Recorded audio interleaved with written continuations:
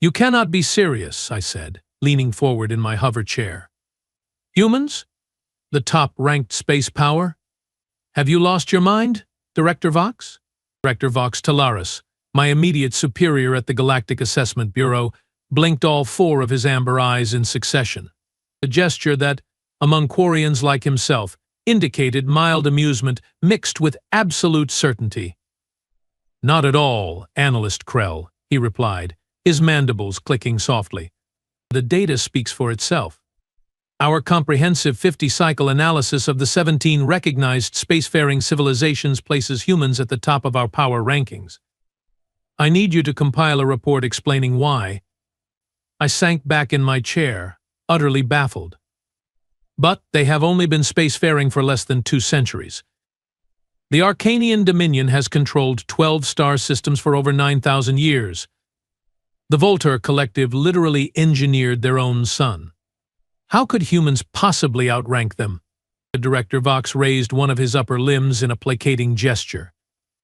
That's precisely what the Council of Elders asked. That's why you are being assigned this report, Krell. Your specialty is human studies. You understand them better than anyone else in the Bureau. I understand them well enough to know they shouldn't be anywhere near the top rankings, I protested. They are chaotic, undisciplined, and their technology is practically archaic compared to the Zentari Alliance. And yet, Director Vox said, sliding a data crystal across his desk, according to our 17-point assessment matrix, humans outscored every other civilization in the galaxy. Not by a small margin either. They dominated in 13 categories. I reluctantly picked up the crystal. This has to be a computational error, triple verified by 3 separate quantum mainframes, Vox said. But the results stand. You have 20 solar cycles to prepare your report for the Council. They want to understand why humans, despite their obvious limitations, have become the most formidable power in known space. 20 cycles isn't nearly enough time. Would you prefer I assign this to Analyst Pix? Vox asked, referencing my insufferable rival. Fine, I grumbled. But I will need unrestricted access to the human observation feeds and permission to conduct in-person assessments. Vox nodded. Already approved. Your transport leaves in 6 hours. I stomped out of his office, clutching the data crystal like it was a toxic specimen. Humans as the top-ranked power. Absurd. I'd studied them for 30 cycles, and while they were certainly interesting, they were nowhere near as advanced as the Arcanian Dominion or as technologically sophisticated as the Zentari Alliance. Yet something about this assignment nagged at me. The assessment matrix wasn't prone to errors. Its 17-point evaluation system had accurately predicted the rise and fall of galactic powers for over 12,000 years. If it ranked humans at the top, there had to be something I was missing. Back in my quarters, I slotted the crystal into my personal terminal and began reviewing the data. The matrix evaluated civilizations across 17 categories: technological advancement, military capability, economic strength, diplomatic influence, territorial expansion, and cultural dissemination, adaptability, resource management, social cohesion, scientific innovation, environmental engineering, psionic potential, biological resilience, threat response, governance efficiency, information management, and what the Bureau cryptically called X-factor potential. To my shock, humans ranked first in adaptability, threat response, scientific innovation, cultural dissemination, biological resilience, resource management, information management, military capability, diplomatic influence, economic strength, territorial expansion, governance efficiency, and most surprisingly X-factor potential. This can't be right, I muttered, rubbing my eye stalks in frustration. My personal assistant unit, Tip, chirped from its charging station. Statistical anomaly, sir. More like statistical impossibility, I replied. Prepare my travel kit, Pip. We are going to observe humans up close. Oh, an expedition. Pip chimed happily, its rounded chassis bobbing with excitement. Shall I pack your ceremonial robes? The humans might appreciate the gesture. I snorted. Humans wouldn't recognize a Quarian ceremonial robe if it wrapped itself around their heads. We just pack the essentials and download everything we have on human diplomatic protocols. Already done, sir. May I suggest bringing some nutrient cubes? I understand human food contains alarming amounts of sodium and capsaicin. Good thinking, I agreed. And Pip? Download their entertainment feeds too. I want to understand what keeps them occupied. 6 hours later, we boarded a stealth observation vessel bound for the Sol system. As we settled into our quarters, I continued reviewing the data, searching for the flaw in the Matrix's analysis. The ship's captain, a gruff Veldarian named Rask, visited my cabin shortly after departure. Unlike Quarians with our insectoid features, Veldarians resembled bipedal reptiles, complete with scaled skin and prominent cranial ridges. Analyst Krell, he rumbled. Heard you are investigating why humans top the power rankings. News travels fast, I observed. Ship this small. Everything travels fast, Rask replied with a toothy grin. For what it's worth, I'm not surprised by the rankings. I blinked in surprise. You are not? Been running observation routes to Sol for 15 cycles, he said, leaning against the doorframe. Watch them go from primitive chemical rockets to gravity manipulation in less than a century. Never seen anything like it.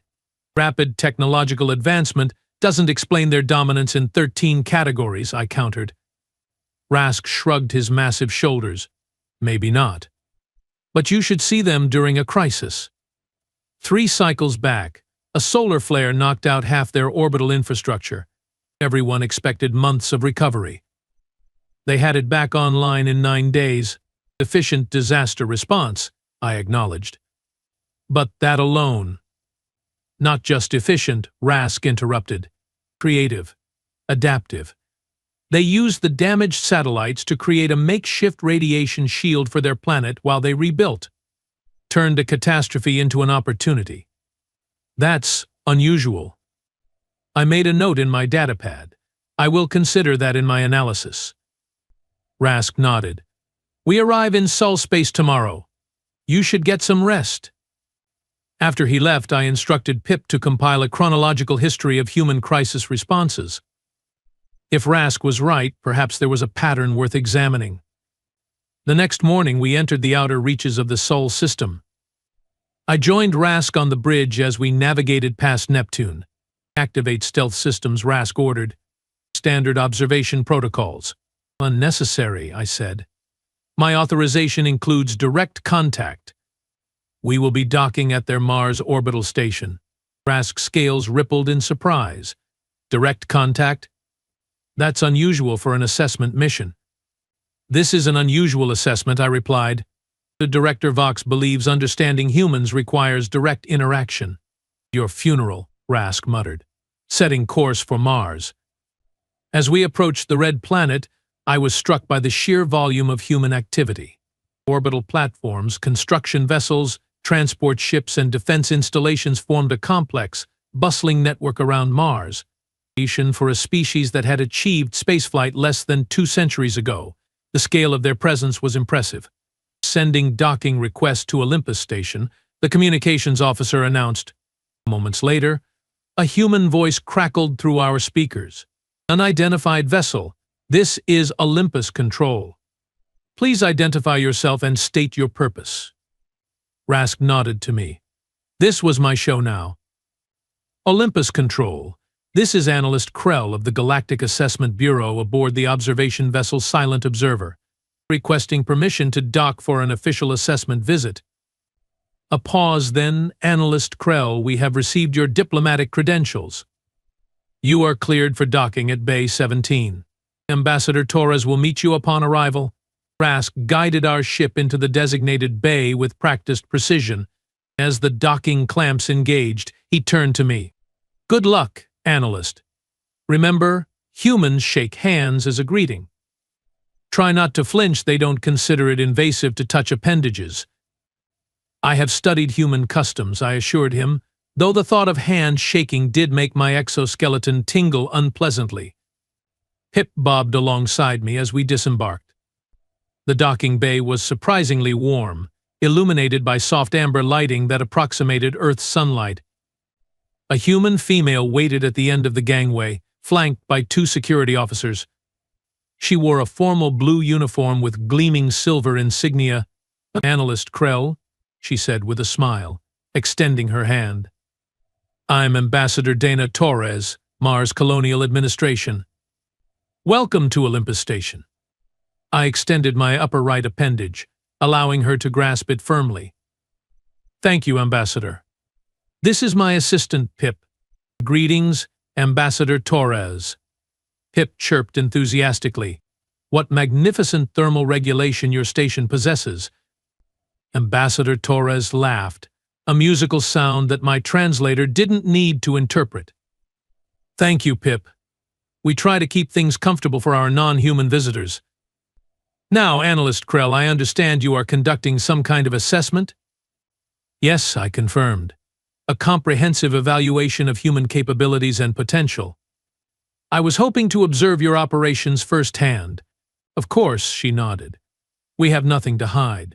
Though I admit we are a bit surprised by the sudden interest. The Bureau usually keeps its distance. Special circumstances," I said vaguely. "Your species has attracted attention." Something flickered in her eyes' amusement. "Pride? Good attention, I hope. Attention that remains to be determined," I replied diplomatically. "Well then," she gestured toward a transport tube, "let's begin the tour. I think you will find Mars operations quite illuminating." For the next 12 hours, Ambassador Torres guided me through every aspect of Olympus Station. The efficiency was undeniable. Humans moved with purpose, their operations seamlessly integrating biological and mechanical systems in ways I hadn't previously observed. "Your resource management is impressive," I noted as we watched automated harvesters extracting water from Mars' polar ice caps. "Most species would have exhausted these reserves decades ago."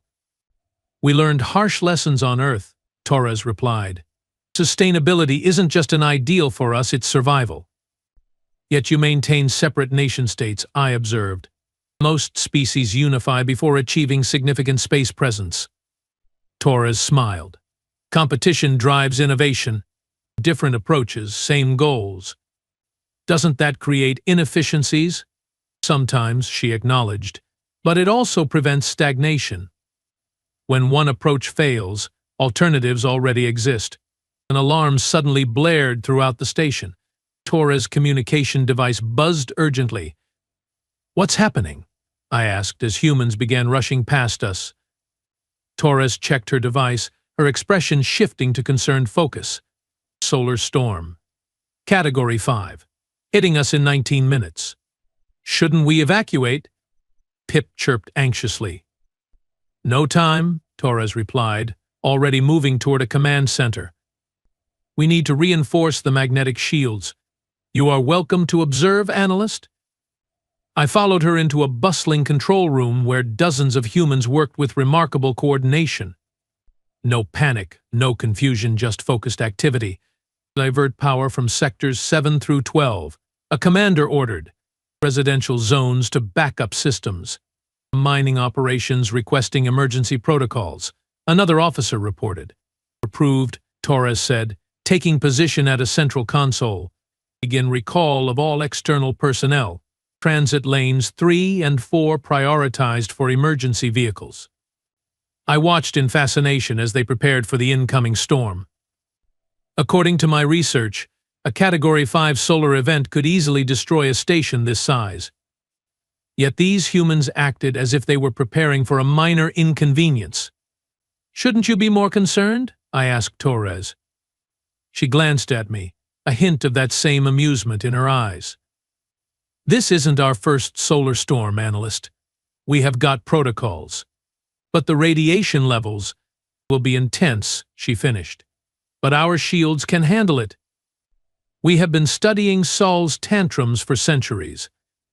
The storm hit 18 minutes later. The station shuddered as energy particles bombarded our position. Lights flickered, systems temporarily faltered, but nothing catastrophic occurred. Shield efficiency at 82%, an officer reported, within acceptable parameters. Mining Outpost 3 reporting damaged communication array, another called out. Torres nodded. Dispatch repair drones. Repair drones would be destroyed by the radiation, I pointed out. Torres smiled.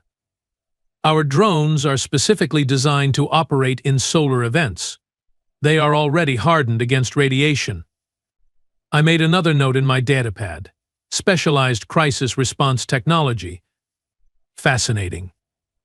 As the storm continued, I observed the humans working through the challenge with remarkable efficiency. They weren't just surviving the crisis, they were conducting research, gathering data, even testing new shield configurations. You are experimenting? During an emergency? I couldn't hide my shock. The best time to test systems is when they are under actual stress, a technician explained without looking up from his console. Simulations only tell you so much. By the time the storm passed, 3 hours later, the humans had not only protected their station but had gathered valuable data and identified several shield improvements. Is this typical? I asked Torres as operations returned to normal. What do you mean? This response. Using a crisis as an opportunity for advancement. She seemed genuinely puzzled by my question. What else would we do with a crisis? And in that moment I began to understand why humans had topped the power rankings. It wasn't their technology or their military might. It was their fundamental approach to existence. As we returned to my temporary quarters, I activated my recorder. Initial assessment note: humans appear to possess an unusual relationship with adversity. While most species seek to avoid or minimize challenges, humans actively engage with them as opportunities for growth and innovation. Further investigation required. Pip bobbed excitedly beside me. Fascinating observation, sir. Shall I compile relevant historical examples? Yes, I nodded, my mind racing with new insights. Focus on how they have responded to their most significant crises. As Pip processed the request, I gazed out at the red Martian landscape.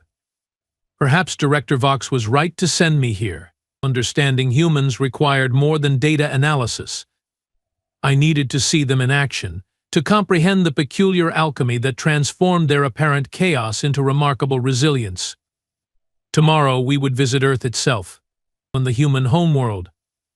And perhaps there, I would find the final pieces of this perplexing puzzle. The journey to Earth took less than 6 hours aboard a human transport vessel called the Horizon Breaker. Unlike our observation ship, this craft bustled with activity. Humans of various ethnicities moved with purpose through corridors adorned with plants and artwork, an oddly inefficient use of space that nonetheless created a surprisingly pleasant atmosphere. You seem confused. Analyst Krell, said Captain Amara Ozai, our escort assigned by Ambassador Torres. Her dark skin contrasted with the crisp white of her uniform, and she carried herself with the confident posture I'd noticed was common among human military personnel. Just observing, I replied, watching a group of humans laughing over some shared joke in what appeared to be a recreational area. Your vessels contain considerable non-essential space. Captain Ozai smiled. We have found that non-essential spaces are actually quite essential for long-duration missions. Humans need room to socialize, exercise, and occasionally stare out windows at nothing in particular. Inefficient, I noted. Perhaps by Korean standards, she conceded. But efficiency isn't always about maximizing physical space usage. It's about maximizing crew performance. Happy humans work better. Another note from my datapad. Their approach to efficiency included psychological factors most species considered secondary or irrelevant. Curious. We will be entering Earth orbit in about 20 minutes, Captain Osei continued. We have arranged a comprehensive tour, starting with Central Command in Geneva, then our primary research facilities in Nairobi, and finishing with the Singapore Space Elevator. Pip bobbed enthusiastically beside me. Will we observe human recreational activities as well? My analysis suggests they allocate significant resources to entertainment. Captain Osei laughed. You have done your homework, Pip. Yes, we have included some cultural stops if Analyst Krell is interested. All aspects of human society are relevant to my assessment, I said, though privately I questioned the value of examining human entertainment. What could their recreational habits possibly reveal about their unexpected dominance in galactic power rankings? As we approached Earth, I was struck by the sheer density of orbital structures surrounding the planet. The defense platforms, research stations, commercial hubs, and transport nodes formed a complex artificial constellation around the blue-green world. For a relatively young spacefaring species, they had certainly been busy. Impressive, isn't it? Captain Jose said, noting my attention. And this is just the visible infrastructure. The defense grid extends far beyond what you can see. You anticipate threats? I asked. Something flashed across her expression. Caution, perhaps. We prefer to be prepared. The universe is vast and largely unknown. Yet no known species has expressed hostility toward humanity. Captain Jose's smile turned enigmatic. Then we must be doing something right with our preparedness. Our shuttle docked at the Geneva orbital platform, a massive structure serving as Earth's primary administrative center for extraplanetary affairs. As we disembarked, I was immediately struck by the diversity of humans present, far more variation than I'd observed on Mars. Different skin tones, body types, clothing styles, and languages created a tapestry of controlled chaos that somehow functioned in perfect harmony. This way, analyst Captain Jose directed, leading us toward a sleek transport tube. Admiral Takamura is waiting. Admiral Jun Takamura, Supreme Commander of Earth's Unified Defense Force, proved to be a compact, gray-haired human with piercing eyes and a disarmingly gentle voice. His office overlooked the sprawling Geneva complex below, Earth's curved horizon visible through a massive viewport. The analyst Krell, he greeted me, offering the customary handshake. Your assessment has caused quite a stir among our leadership. Oh? I attempted to sound casual. I wasn't aware my mission was common knowledge. When the Galactic Assessment Bureau sends its leading human specialist to conduct personal observations, we notice, Admiral Takamura replied with a knowing smile. Particularly when preceded by unusual activity in the Bureau's quantum mainframes. I stiffened. You monitor Bureau communications? We monitor everything, Analyst Krell, he said simply. Information is the first line of defense. Captain Jose coughed discreetly. Admiral, perhaps we should proceed with the briefing? Of course.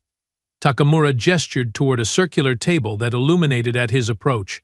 Analyst Krell, I understand you are trying to determine why humans ranked first in the Bureau's power assessment. You know about the rankings? As I said, we monitor everything. The Admiral's expression remained pleasant, but I felt a sudden chill. These humans were far more aware of galactic politics than they should be. Rather than waste time with a standard tour, I thought we might address your questions directly. I hesitated, then decided directness was best. According to our assessment matrix, humans dominate in 13 of 17 categories, thus including several where your limited experience and resources should make dominance impossible. Admiral Takamura nodded. Such as? Diplomatic influence, I began. You have been part of the Galactic Council for less than 40 cycles. Yet somehow you have reshaped trade agreements that have stood for millennia. We offered alternatives that benefited all parties, he said with a shrug. The Zentari Alliance had been exploiting smaller civilizations through those agreements for generations. We simply pointed this out and suggested more equitable terms, after which the Zentari lost significant influence and humanity gained numerous allies, I noted. A fortunate side effect, Captain Jose murmured, not quite hiding her smile. Then there's territorial expansion, I continued. You control fewer systems than 6 other major powers, yet you ranked first in this category. Quality over quantity, Analyst Krell, Takamura explained. We don't claim territories we can't properly develop and defend. Every human system is fully integrated into our economic and defense network. No overextension, no vulnerable outposts. I made another note. Strategic restraint rather than conquest, unusual for an ascending power, but most puzzling. I said, is your top ranking in X-Factor potential, This measures a civilization's capacity to fundamentally alter the galactic power structure through unexpected means. The Arcanian Dominion has existed for 9,000 years and never achieved such a ranking. How have humans managed it in less than 2 centuries of spaceflight?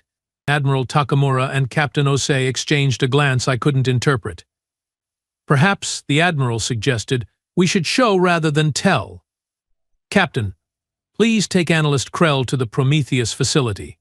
Sir? That's a restricted installation, Osei replied, clearly surprised. Special authorization granted, Takamura said firmly. Our guest deserves to understand. 30 minutes later, we boarded another shuttle, this one significantly more advanced than our previous transport. Its interior contained only 4 seats and no extraneous space whatsoever. This is a military vessel, I observed. Hypersonic tactical transport, Captain Osei confirmed as we strapped in. We will reach the Sahara installation in under 12 minutes. Pip chirped excitedly. Remarkable propulsion system. I detect no conventional thrusters. Gravity manipulation, Osei explained. We have made significant advances in recent years. The journey was surprisingly smooth despite our tremendous speed. As we approached what appeared to be empty desert, a massive section of sand simply vanished, revealing a complex beneath. Our shuttle descended into the opening, which sealed seamlessly behind us. Welcome to Prometheus, Captain Osei announced as we disembarked into a vast underground hangar, Earth's primary defense research facility. Unlike the other human installations I'd visited, Prometheus hummed with intense, focused energy. Researchers in various uniforms moved purposefully between laboratories and testing chambers. Through transparent barriers, I glimpsed technologies that should have been well beyond human capabilities. This way, Osei directed, leading us toward a central chamber. Dr. Lindstrom will explain. Dr. Elsa Lindstrom proved to be a tall, pale human with startlingly blue eyes and an infectious enthusiasm that manifested the moment she spotted us. A Quarian visitor. Magnificent, she exclaimed, rushing forward to greet me. I have been studying your species' approach to quantum entanglement. Brilliantly elegant solutions. Dr. Lindstrom, Captain Osei interrupted gently.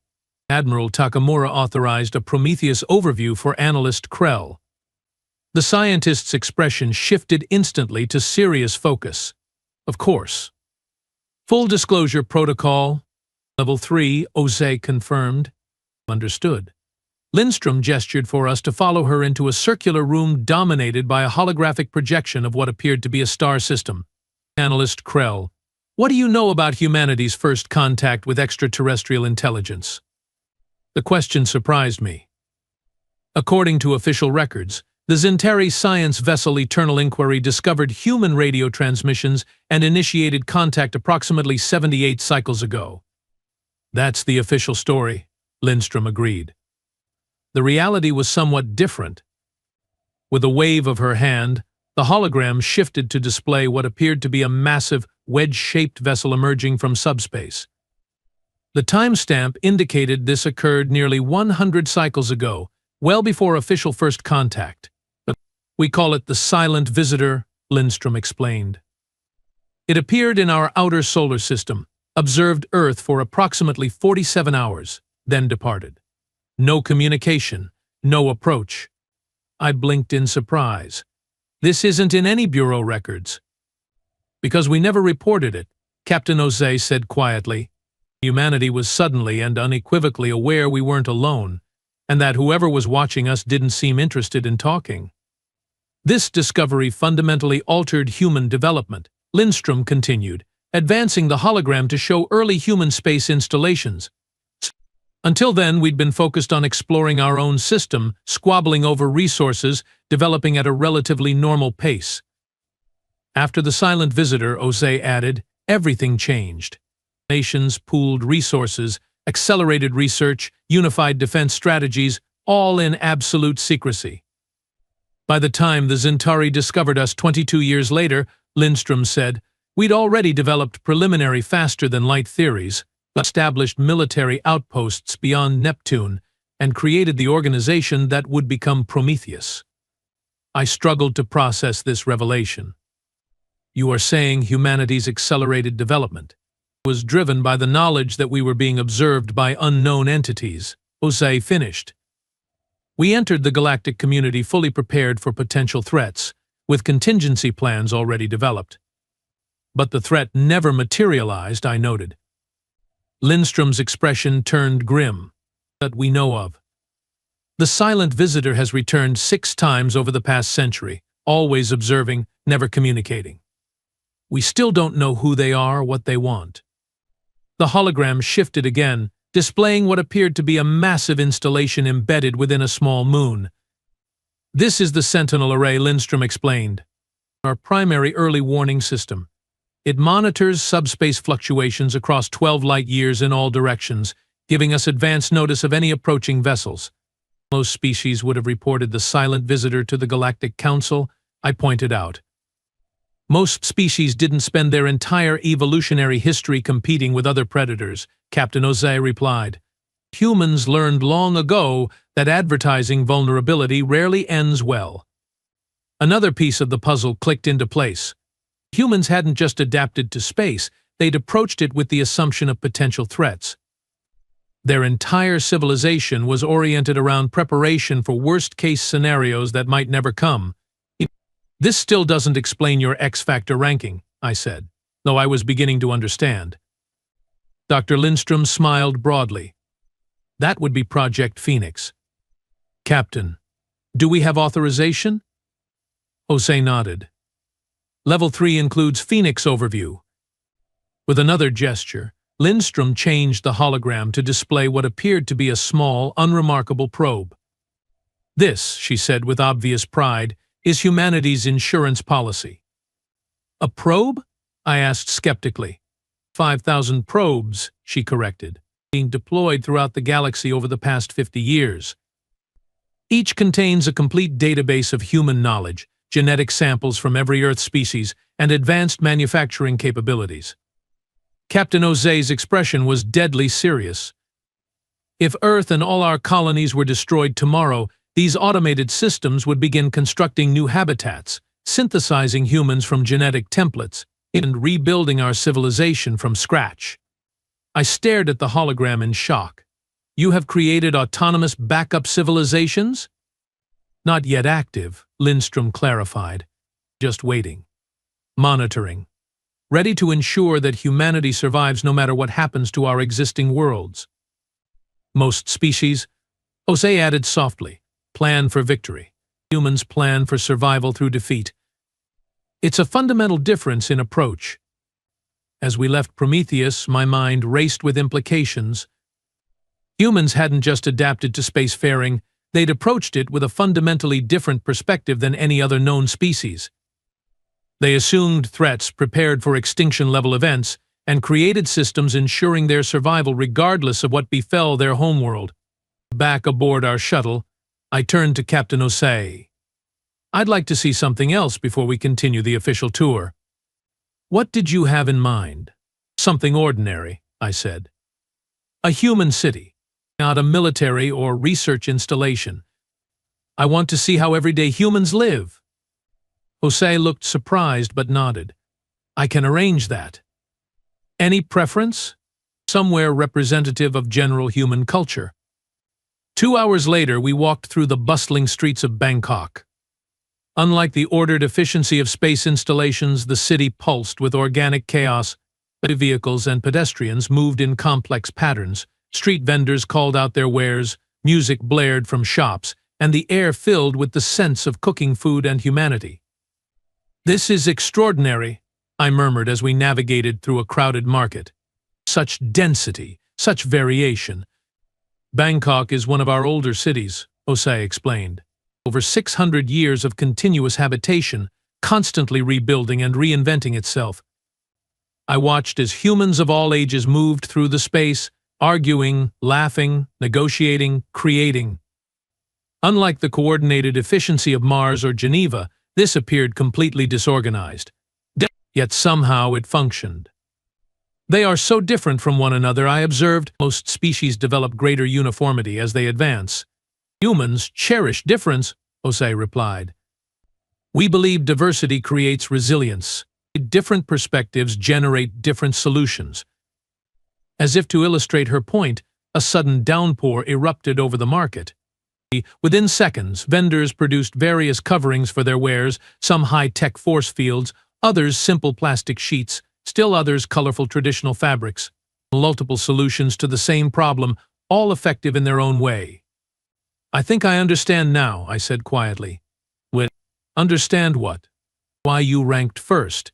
It's not your technology or military or even your contingency planning. It's this. I gestured at the bustling market. Your fundamental approach to existence. You don't seek uniformity or perfect efficiency. You embrace chaos, variation, competition. You plan for disaster but celebrate life. Captain Jose smiled. That's a more poetic assessment than our military strategists would give, but essentially correct. We returned to our ship that evening. As we prepared for departure, Ambassador Torres joined us to bid farewell. Did you find what you were looking for, Analyst Krell? She asked. I believe I did, I replied, though I doubt the Council of Elders will appreciate my conclusions. And those are? I considered my response carefully. That the Bureau's assessment matrix is correct.